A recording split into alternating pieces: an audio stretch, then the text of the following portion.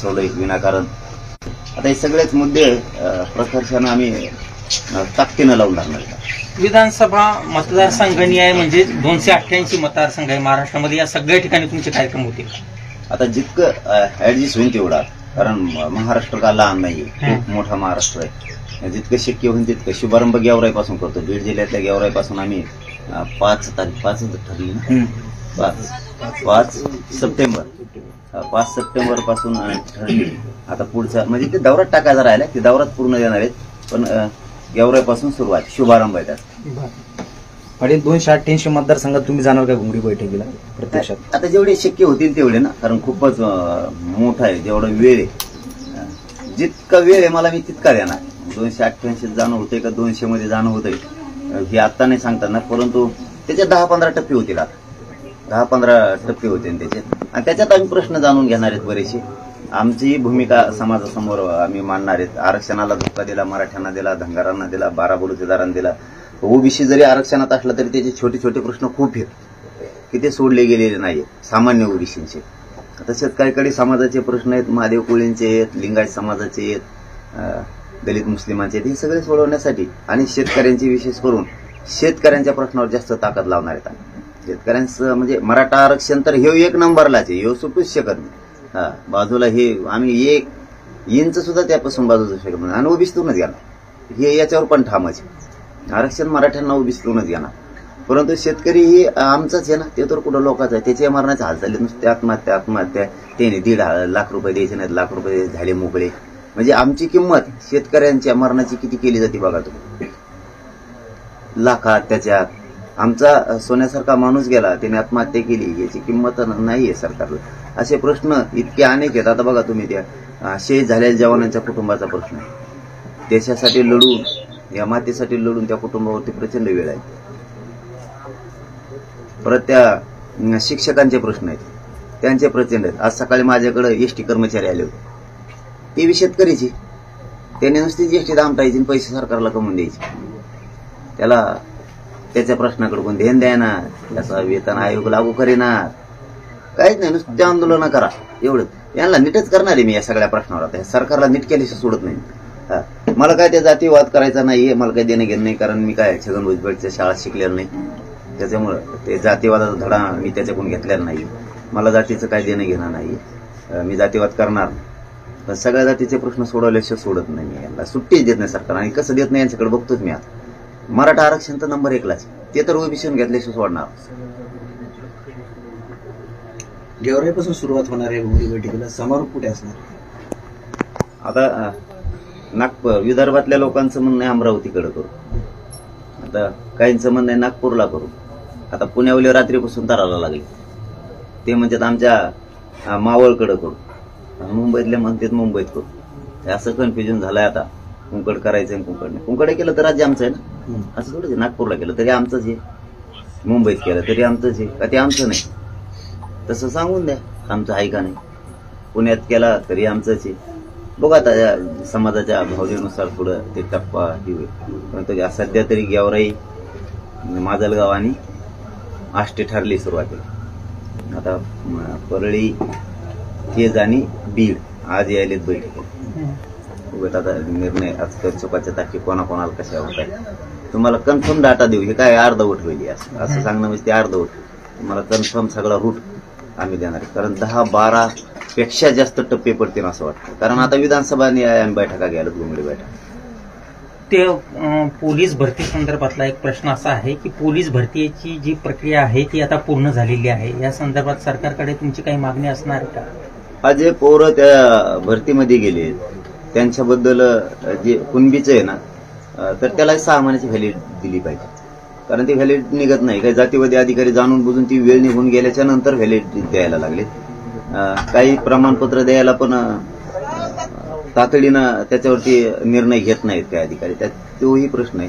आणि सरकारला मी सांगितलंय, काल सुद्धा सांगितलंय, वारंवार सांगतोय सुद्धा की व्हॅलिडिटी कुणबील वाढून द्या. त्यांनी सांगितलंय देतो म्हणून. 6 महिन्याची मुदतवाढ व्हॅलिडिटीसाठी करूया. बघूयात आता करतेत का. नसता आम्हाला उठाव राज्यभर पुन्हा करावंच लागणार आहे. मराठा आरक्षणासाठी, बाकीच्या विद्यार्थ्यांचे खूप प्रश्न आहेत त्याच्यासाठी. आता हे सगळेच प्रश्न आम्ही हातात घेतलेत की जे शेतकऱ्यांच्या, मराठ्यांच्या निगडीत आहेत. सर्वसामान्य लोकांच्या दैनंदिन जीवनाशी निगडीत जे प्रश्न आहेत ते सगळेच घेतले. कारण आम्हाला कुठे जातीवाद करायचा नाही, राजकारण पण करायचं नाही, किंवा आमचा अजेंडाच नाही, दोन्ही पण नाही. जातीवाद करायचा नाही आम्हाला आणि राजकारण पण करायचं नाही. सरकारने नाही ओळखून घेतलं तर त्याला नाविलाज, आमच्या पुढे पर्याय नाही. महाराष्ट्रातल्या निवडणुका पुढे ढकलल्या, त्याच्यामुळे हा वेळ मिळालाय का आता सगळ्या ठिकाणी मशागत करण्यासाठी? आणि नेमकं सरकारने अशा पद्धतीने का केलं? का इतर ठिकाणच्या जर काश्मीर बघितलं आपण, महाराष्ट्रासोबत ज्या ठिकाणच्या राज्याच्या निवडणुका आहेत त्या तर वेळेवरती घेतल्या जातात. मशागत त्यांना करायची, गोरगरीब फसवण्याची. त्यांना वेळ पाहिजे होता, वेळ काढून न्यायचा होता. पैसे आमचेच येते, 2000 3000 वाटी देत नाही, 1500 आणि पुढे 3000 हे आमचेच येते. हे काय त्यांच्या नाही, त्याने वावर नाही इकले. दादा, महत्वाचा एक प्रश्न आहे, क्युरेटिव्ह पिटिशन. दादा कंटिन्यू. त्यांनी काय ते वावर इकून पैसे दिलेले नाहीत ना, किंवा त्यांचे घर नाही इकले. आमचेच पैसे त्या आम्हाला दिले, टॅक्सच्या माध्यमातून आमचेच पैसा तिथं सारा म्हणून जमा होतो. शेत सारा असेल, अनेक असेल, आणि आमच्याच आम्हाला देते नदीला वाल. जसं काय त्यांचे घर इकून दिले त्यांनी आम्हाला. म्हणजे येड्यात करायचं. आम्हाला त्या योजनेचा राग नाही, ती वाईट हे म्हणायचं नाही, पण राग आणि रोष काय यायला लागलाय. म्हणजे तुम्ही एवढं मोठं आरक्षण आमच्या हक्काचं आहे ते देत नाही. म्हणजे आम्हाला आयुष्याची सुविधा पाहिजे ते देत नाही, आणि ते चिरीमिरी देणार तुम्ही. इकडून त्या जत्रातल्या रेवड्या फुटाण्या खाल्ल्यासारख्या 2 आणि 3000 आयुष्याला पुरवत आमच्या लेकराला. ते आम्हाला आमच्या लेकराचं भविष्य बघायला लागणार आहे. तुमच्या पुढच्या बघून आम्हाला नाही ना चालणार. तुम्ही ते देत नाहीत. शेतकऱ्याला आयुष्याचं द्यायचं, तुम्ही पाणी द्या, लाईट द्या, त्यांच्या शेतीला भाव द्या. कशाला कर्जमाफी करायची सुद्धा गरज नाही. कर्जच होत नाही शेतकऱ्यावर, कोणी आत्महत्या होत नाही ना, आम्ही कोणी मरत बी नाही. तुम्ही मारायला जबाबदार तुम्ही, कर्जबाजारी करायला सरकारच जबाबदार आहे. चारही बाजून हे सरकारच घेत आहे. आता ज्या निवडणुका ढकलल्यात ना, ही जी एकूण रोष आहे मराठ्यांचा, धनगरांचा, मुस्लिम दलितांचा, 12 बलुतेदारांचा, गोरगरीब ओबीसीचा जे रोष आहे ना, ते यांना झोप येऊन द्या, म्हणून त्यांनी त्या पुढे ढकलल्यात. काही कमी होणार नाही रोष, कारण तुम्ही आमचं वाटोळं करायला निघालात. तुम्ही कपडा आता तात्पुरता आम्हाला लाडीगुडी लावलंय म्हणजे आमचा रोज जाणार आहे असं होणार नाही. कारण आमच्या लेकराचं वाटोळं आम्ही नाही होऊ देऊ शकत ना. आमच्या डोळ्यासमोर आमचे लेकरं दिसतात. आता आम्हाला तुमचा पक्ष आणि तुमचा सत्ता आमच्या डोळ्यासमोर दिसत नाही. क्युरेटिव्ह पिटिशन संदर्भामध्ये 11 सप्टेंबर रोजी सुप्रीम कोर्टामध्ये सुनावणी होणार आहे. सुप्रीम कोर्टाने जर ते आधीचं 13% आरक्षण मान्य केलं तर तुमची भूमिका कशा पद्धतीने असणार आहे, आणि कसं या म्हणजे त्या आरक्षणाकडे तुम्ही बघता? आमचं मागणी ओबीसी आरक्षणात. आम्हाला दिल्लीकडच्या विषयी बोलायचेच नाही. ती मागणी आमची नाहीच, कारण ती टिकणारच नाही. काही केलं तरी टिकणार नाही. जर मराठा समाज मागाससिद्ध झाला हे जर मुख्यमंत्री विधानसभेच्या पटलावर म्हणत असले तर मागाससिद्ध झालेली जात ही ओबीसी आरक्षणात घ्यायला लागते. 50%च्या वर का घेतला आम्हाला? 50%च्या वर घ्यायचं कारण काय? तुम्ही 50%च्या आत आम्हाला टाकायला पाहिजे होतं. ते टिकत नाही, आणि ते टिकलं फिकलं आम्हाला त्याचं देणं घेणं नाही. कारण आम्हाला ते राज्यापुरतं नाही, आम्ही ओबीसीचं आम्हाला केंद्रापर्यंत आरक्षण पाहिजे. ओबीसीतलं कुणबी आरक्षण आहे राज्यापासून केंद्रापर्यंत. कोणी एखाद्याला समजा उदाहरणार्थ तुम्हाला इथून बीडला जायचं, तुम्हाला एसटी तिथपर्यंत हाई, तुम्हाला मध्येच उतरून दिल्या गेवर आहेत, मग काय पैपे जायचं का तिथून पुढे?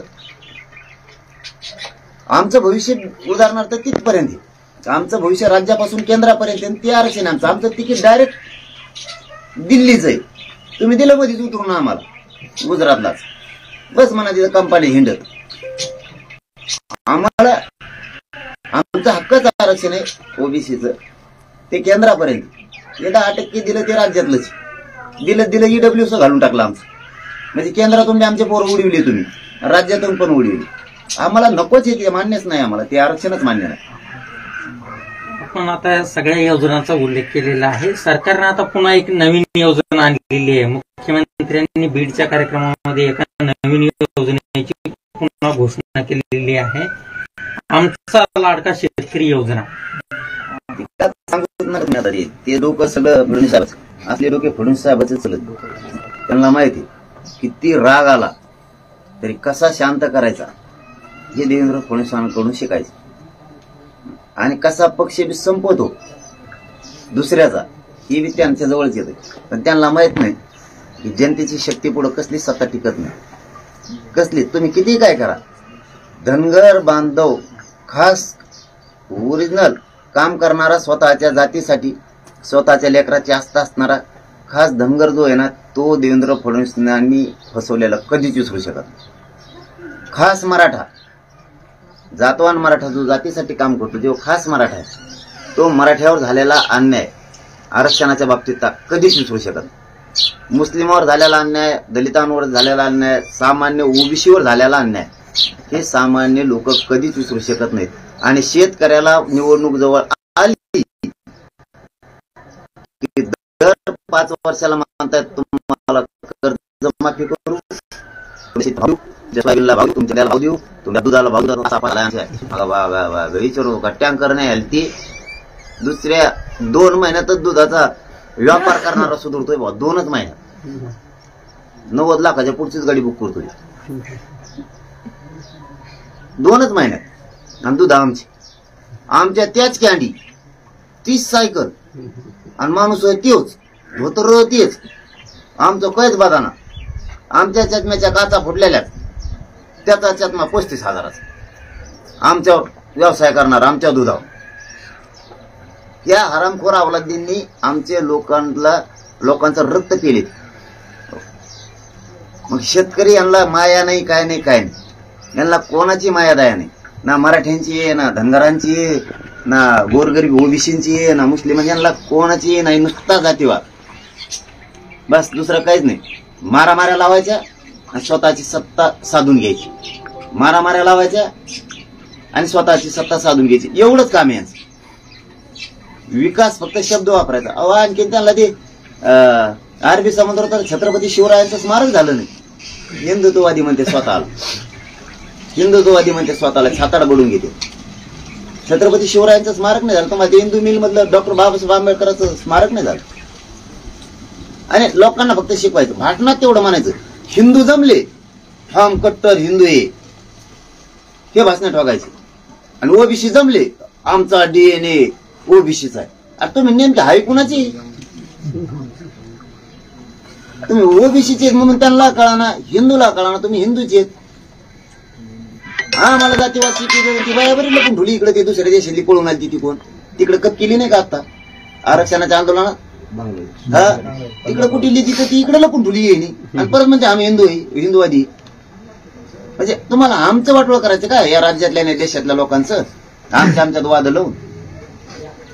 शेतकरी आत्मा आहे, शेतकरी जगवणार आहे, त्यांना जगवायचं सोडून खुर्च्या जगवायसाठी तुम्ही आमच्यात मारायला लावा लागले. ओबीसीत मराठ्यात, धनगरात मराठ्यात, आमच्यात कुठा लावून देऊन मोकळे व्हायला लागले. काय विचार आहेत तुमचे? त्यामुळे ना सामान्य जनतेने शहाणं होणं गरजेचं आहे. मला एवढं माहिती, सामान्य लोकांना शहाणं होणं खूप गरजेचं आहे. अशी लाट गोरगरिबांची कधी येणार नाही. गोरगरिबांनी याच्यात उडी मारा, स्वतः देणारे बना, आपला अन्याय बंद करा. म्हणजे एक शब्द या राज्यातून, म्हणजे महाराष्ट्रापासून ती पॅटर्न सुरू करू आपण की महाराष्ट्रातून, या राज्यातून आपला विचार सगळे राज्य घेतील की आपल्याला वाटतं महाराष्ट्र पॅटर्न असा करावा की जी शब्द आहे तो कायमचा मोडून जाईल. तो शब्द असा आहे की बोलताना लोक बोलतात श्रीमंत श्रीमंत होत चालला आणि गरीब गरीब होत चालला. कारण श्रीमंताला मोठं करणारा गरीबच, जो गरीबाला मोठं होऊन देत नाही त्यालाच मराठी किंवा या राज्यातली जनता मतदान करते. म्हणून जो नेता किंवा जो श्रीमंत माणूस आहे सगळ्या जाती धर्मातला, तो गरीबाला मोठं होऊ देत नाही. मग तुम्ही त्याला मोठं का करता? गरीब त्याला मोठं का करता? जर तुम्हाला असं वाटतंय गरीब गरीब राहत चालला आणि श्रीमंत श्रीमंत होत चालला, एवढं जर तुम्हाला कळतंय, तर मग गरीबाने श्रीमंताला एकदा पायाखाली टाका ना. आणि आपलं स्वप्नच आहे ना, शेतकरी असू द्या, सगळ्या जाती धर्मातला गरीब असू द्या, ही लढाई गरजवान त्याची. मग तो मराठा असू द्या, धनगर असू द्या, मुस्लिम असू द्या, एकदा श्रीमंताला पायाखाली टाकायचं ठरवा.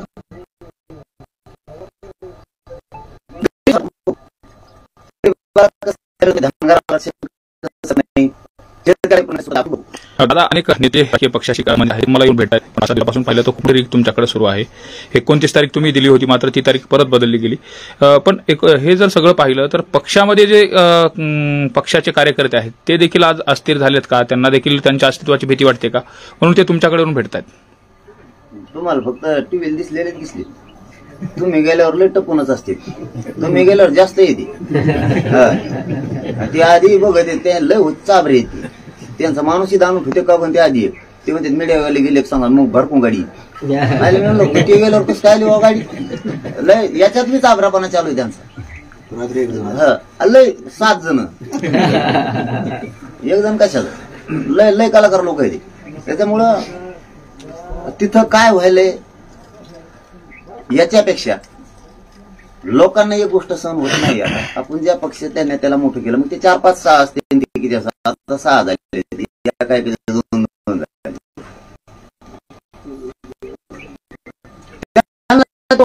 शब्द सहन नाही आपल्या अंगावर गोरगरीब व्हावं म्हणून शेतकरी मोठा व्हावं म्हणून गरीब शेतकरी नको त्याचा मला भाव झाला पाहिजे कारण मी शेतकऱ्याचा पोरग आहे मला काय राजकारण नाही करायचं मग हे लोकांच्या लक्षात यायला लागलं आणि ते माझ्या विरोधात बोलायले लोकांची इच्छा होत नाही तिथं थांबायची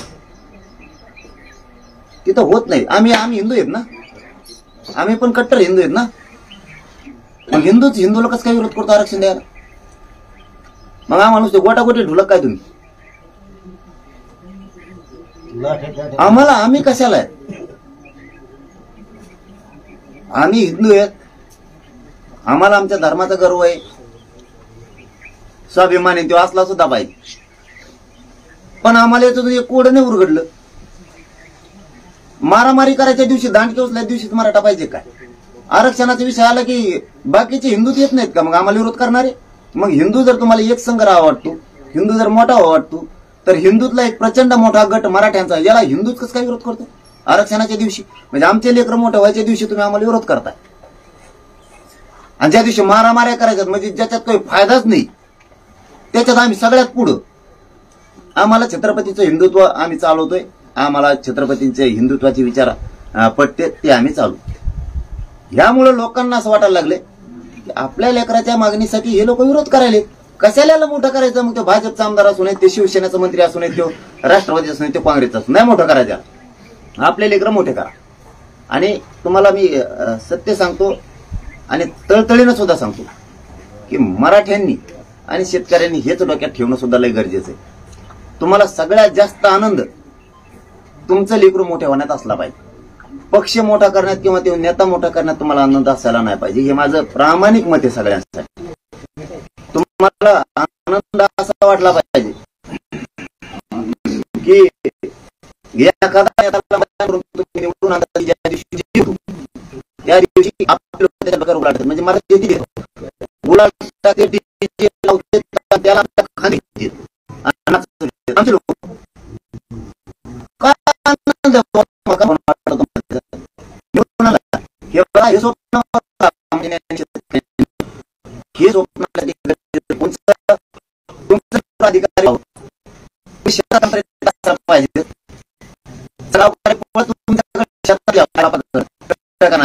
आणि त्यांनी अधिकारी झाले त्या क्षणामुळे तुम्हाला या शहरातून गावातून नाचत आणाव डीजे लावून गुलाल टाकाव ते आनंद शेतकऱ्यांनी मराठ्यांनी बघावा तुमच्या आयुष्यातला सगळ्यात मोठा खरा आनंद ते असणार यांना पुढे निवडून आणताना यांना खांद्यावर घेऊन नाचता बद गेले म्हणून हे लोकांचे जे आहे ना त्यांची मनस्थिती सगळ्या पक्षातल्या लोकांची सुद्धा बदलली चल जाऊ दे आता एवढे वेळेस 75 वर्ष त्यांना दिलं ना एक लाट आता सामान्याची आली ना मराठ्यांनी एकजुटीनं मतदान करायचं शेतकऱ्यांनी सुद्धा एकजुटीनं करायचं आणि एवढ्या वेळेस गरीबाच्या हातात सत्ता द्यायची त्या लोकांनी ठरवलं म्हणून काही राजची येते तुम्ही ड्रोन काय करतो ड्रोन दुसरे नाही तुमचे नाही ती सरकारचे 100% सांगतो तुम्हाला सगळ्या खोट्या अफवा आहेत कोणाचे आहेत ते कोणाचे आहेत नाहीत शोध लागत नाही याचा अर्थ ते देवेंद्र फडणवीसांनी हेरगरी करायला ठेवलेले आहेत कारण ड्रोन इथंच कसं काय येते आता आमचं खोटं ठरवलं असतं सगळ्यांनी त्यांचंच एक आमदारांची वाईट की आमच्या तिकडे बी आले ड्रोन म्हणून आता तुमच्या आमदाराचं तरी खरं जरा आहेत म्हणून आमचं खोटं ठरवलं आम्हाला म्हणजे इमान गेलं इमान का इमान तळे का इथं सरपंचाचं घराव इतक्या खाली का आली का डिझेल भरीत होय आम्ही इथं इतक्या खाली इमान करताय काय म्हणजे इतकी बघा पोलिसांचा बी तसा अहवाल गेला दोन सरकारला कर्तव्यदक्ष गृहमंत्र्याकडं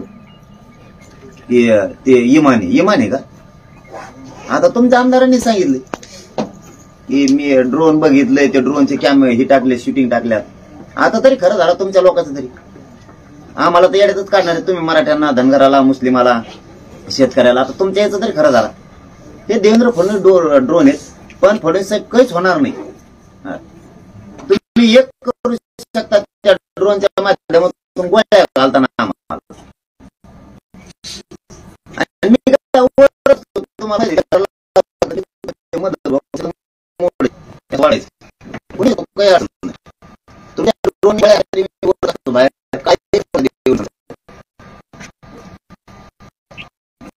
तुमच्या सगळ्या राहायला मी नसतो निवडणुकीची तुम्ही पूर्व तयारी करताय, ते सगळ्या गोष्टी खऱ्या. पक्ष सगळ्यात मोठी गोष्ट असते निवडणूक लढवताना, कारण की तुम्हाला जे उमेदवार तुमचे निवडून येतील त्यांना एका बंधनामध्ये बांधण्यासाठी एक पक्षाची गरज असते. या सगळ्या संदर्भामध्ये कुठली तयारी तुमच्याकडून झाली आहे का? नाही ना, आमचं आणखी ठरायचंच राहिले. पाडायचे का लढायचे? पाडायचे म्हणलं तर पळून गेलं तरी काही टेन्शन नाही. पाडायचं म्हणल्यावर कोणकडे पळून गेला तर आम्हाला काय हे नाही. आणि उभा करायचे ठरले तरी त्याची टप्पर नाही पळून जायची. आता इतके दोन पक्ष, राज्याचं उदाहरण ताजा असताना दोन पक्ष डायरेक्टच नेले तर पळून जायची हिंमत नाही असं म्हणतात. एका पळून गेले म्हणजे काय ते असे तसे गेले काय? त्यांच्या मग इड्या लावल्या. आमच्या उमेदवार मग ईडी लावायला त्याला मुंबई जायला, एसटीनं जायला पैसेच नाही तर काय पळून देईल? त्यांना बेवेजाला टाकून देईल म्हणून ते तिकडे जातील. आमचे उमेदवारच धोरणिक नाहीत. आता आम्हाला ते फॉर्म भरायलाच पैसे गोळा करून द्यावं लागतील. फॉर्म भरायलाच. आणि पळून जाईन कुठं आणि जाऊन करीन काय? आणि जातीशी आणि शेतकऱ्याशी बेमान होणारा वापस नाही येणार नाही इकडं. लोक त्याला टेकून बी देणार नाही घरात. टेकून इथं अपक्ष राहणार सगळे. आघाड्या पगाड्या काही. म्हणजे तुम्ही सर्वसामान्य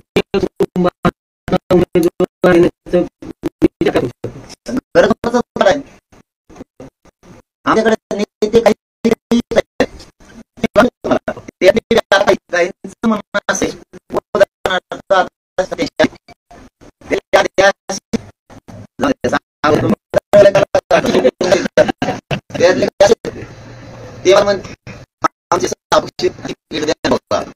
आमचं चाव काय करणार मग त्याच्यामध्ये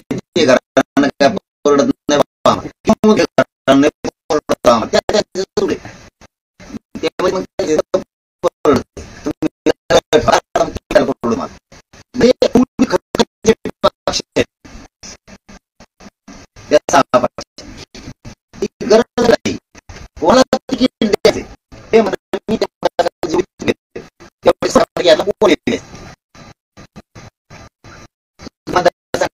कोण द्यायचं मग निवडून सभा घ्यायला आणखीन नाही. इतकं लवकर उघड केलं की मग देवेंद्र फडणवीस निवडणूक त्याच्यामुळे पुढे मी राजकारणातले पत्ते पण करीत नसते म्हणते. मी बी अर्धेच करतो ना अर्धे तसे ठेवतो. ते ना आमच्यावर षडयंत्र टाकलं होतं. आता ही डाव आहे फडणवीस साहेबांचा निवडणूक पुढे टाकलायचा.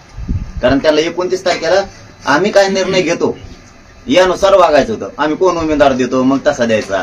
आम्ही कोणते मतदारसंघ लढायचं म्हणतो मग ते करायचं. आम्ही कोणासोबत येत मग त्याच्यावर हे करायचं. मग त्याचे एकूण सगळे डाव होते आणि मला ते सगळं त्या दिवशी क्लिअर करायचं होतं. पण आम्ही लय नशिबान आहेत मराठी. ते 29च्या नंतर म्हणायला पाहिजे होतं निवडणूक पुढे ढकली. मग मात्र मला लय परिश्रम करायला लागले असते. खूप कसरत करावी लागली. ती 29च्या आधी म्हणल्यामुळं आयला म्हणलं आपणच सावध झालो कशाला आपण नंतर बघू म्हणलं सलाईनवर सगळे. बरं पाटील, तुमचा फायदा काँग्रेस, राष्ट्रवादी आणि उद्धव ठाकरे यांना लोकसभेच्या निवडणुकीमध्ये मोठ्या प्रमाणात झाला. आता तुमची भूमिका आहे अख्ख्या महाराष्ट्राला आणि देशाला माहिती आहे की तुमची मराठा समाजाला ओबीसी मधून आरक्षण देण्याची भूमिका आहे. या तिन्ही पक्षातल्या कुठल्या अशा प्रमुख नेत्यांनी तुमच्या भूमिकेला समर्थन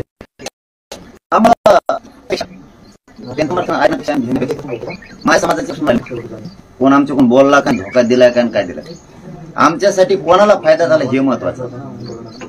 माझ्या मराठा समाजासाठी आणि माझ्यासाठी सुद्धा आम्हाला आमची ताकद दाखवणं गरजेचं होतं. आमच्यासाठी सगळ्यात महत्वाचा रोल ते होता की आमची ताकद दाखवणं गरजेचं होतं. का त्यांची निवडून नाही आले काय यांचा फायदा झाला आणि त्यांचे काय कमी आले? जळगावचं कोण आहे? साताऱ्यात कोण आहेत? पुण्यात कोण आहेत? नाही म्हणा त्यांना मराठ्याचा फायदा नाही झाला.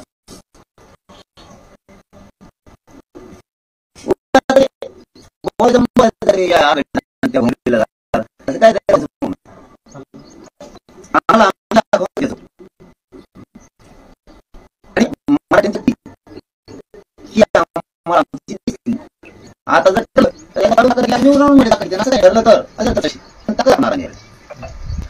त्यांनी जर आरक्षण नाही दिलं 113 जागेवर भोगाच केला म्हणायचं त्यांचा. बरं पाटील, तुम्ही असं कुठं जाहीर केलं नाही की जर मराठा समाजाला ओबीसी मधून जर या सरकारने आरक्षण दिलं तर तुम्ही या सरकारच्या बाजूची भूमिका घेता, निवडणुकीमध्ये त्यांना निवडून द्या असं आवाहन करताना असं कधीच म्हणलं नाही आतापर्यंत, जेव्हापासून हा लढा चालू झाला तेव्हापासून? कारण मला राजकारण करायचं नाही, ते राजकीय डाव असतो. जेव्हा आरक्षण देईन त्याच्या बाजूने आम्ही राहू. काय ठेका घेतला काय? माझ्या जातीने यांचे झेंडे उठलाय का? रेकॉर्ड करायचा आम्ही काय ठेका घेतला का? काही काही रेकॉर्ड करायचा. काय काय म्हणते मी 5 वेळेस निवडून आलो, एवढे बस आलो, 6 वेळेस होतो, तिकडे नाल्यात जाऊन पड नाही एखाद्या. तो रेकॉर्ड करायला आम्ही ठेका घेतला मराठीने. एवढीच बार मला निवडून द्या म्हणतात, मग मी कवाच भरत नाही, मरण ना तिकडे जाऊन. ए काय तुमचे धंदे? आम्हाला आमचा रेकॉर्ड करायचं पडलाय, आमचे लेकरं मोठे करायचं पडले, तो रेकॉर्ड कुठं करतो? आम्ही तो आत्याचं पोरग मग एवढे बार निवड, आत्याचं पोरग आहे म्हणून काय आता तू काय निवडून येतो का आमच्याकडून? आणि आमच्या बरोबर काढी लावतो का, मारतो का सगळे? यांच्या भूमिकाच आम्हाला आवडत नाहीत. आता सहज बोलते ती, मी मोठा आहे, उद्योगी व्यावसायिक आहे, मग ते 20 पोरं लावले का नोकरीला, मग त्याच्यामुळे मला निवडून द्या. तो का उपकार केला का? ती 20 लावले का?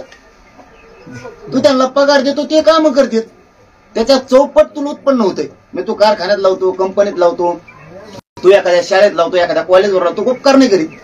तो अंधारात बिनले मोठं गाबाळ घेतो.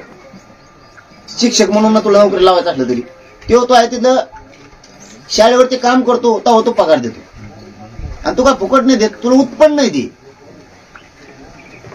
तुला शाळेचं उत्पन्न आहे, तो कारखान्याचं, तू काय कंपनीत लावशील तिथं उत्पन्न नाही. आम्हाला कष्ट करावं लागतात ना तरी, म्हणून देतात तुला शाळेवर शिकायला, कारखान्याला म्हणून त्याचं उत्पन्न नाही होत का 5-10 पट तुला आमच्या जीवावर? आमचं कष्ट निश्चितच आहे. तेवढे लोक यांचे कष्ट आहेत आमचे. तो आता फक्त हिशोब करतो, वार्षिक अहवाल सादर करा, आर्थिक नफा किती, आर्थिक तोटा किती, हे गणित आता तुम्ही गोरगरीबाला शिकूच नका. गोरगरीब तुमच्या पुढे गेला. फक्त आम्हाला आता गरीब कसे मोठी होती याच्यासाठी काम करायचं. पाटील, चला धन्यवाद. पाटील, उद्या महाविकास आघाडीकडनं ते बदलापूर प्रकरणात निषेधार्थ महाराष्ट्र बंदची कसं बघता पाटील तुम्ही बंद? नाही बंद कळ कसं बघणार, ही नाही, ही काय प्रश्न नाही, पण ती घटना आल्या वाईट. हे असलं होणं, हे फडणवीस साहेबांना कसं शोभतं आणि ते कसे लक्ष देत नाहीत ह्या गोष्टीकडे, ही अवघड. कारण मी प्रत्येक प्रश्नात राजकारण नाही करणार. पुढं आमचं आणि त्यांचं जरी आरक्षणात लागलं असलं तरी मग कसल्या प्रश्नात ही करणार नाही. पण ते लेकरू आहे, या राज्याचं देशाचं ते लेकरू आहे. त्या लेकराला न्याय मिळाला पाहिजे, 100% न्याय मिळाला पाहिजे. नसता पुन्हा जनता उतरलं, सुट्टी नाही.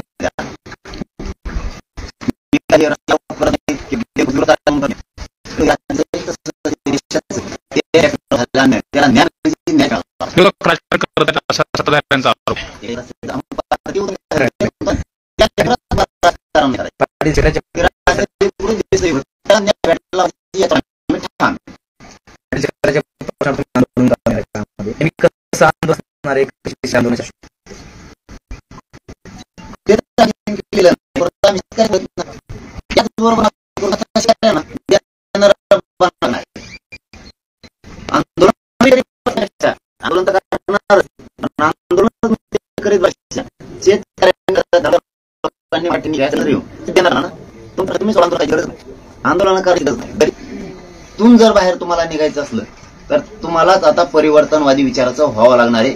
तुमच्या मतात आणि मनात दोन्ही तर तुम्हाला आता बदल करावा लागणार आहे. पाटील, एक शेवटचा प्रश्न की राज्याचे मुख्यमंत्री एकनाथ शिंदे आहेत, मात्र तुमचा सातत्याने रोग जो आहे तो उपमुख्यमंत्री असलेले देवेंद्र फडणवीस यांच्यावर असतो. नेमकं काय याचं कारण आहे? तुम्ही गाडी घेतली तर गाडीची किंमत आहे तुमच्या, बी गाड्या त्याला फिटरकडे न्यावं लागेल. फिटरने जर एखादा नट ढिला ठेवला तुम्हाला परत त्याच गॅरेजवर आणायला लागेल. मेन फिटरच ती